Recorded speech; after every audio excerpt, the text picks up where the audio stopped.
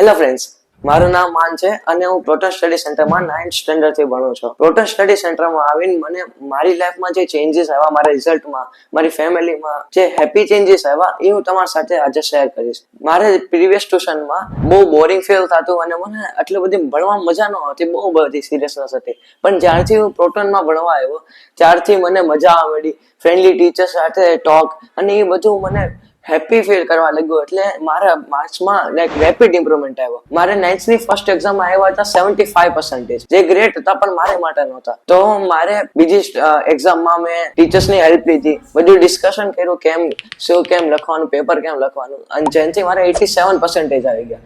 Like આ miracle હતું કે મારા પ્રીવિયસ ટ્યુશનથી આ ટ્યુશનમાં મને બહુ મજા, એક્સાઇટમેન્ટ ફીલ થઈ, ભણવાની ઈગરનેસ ફીલ થઈ.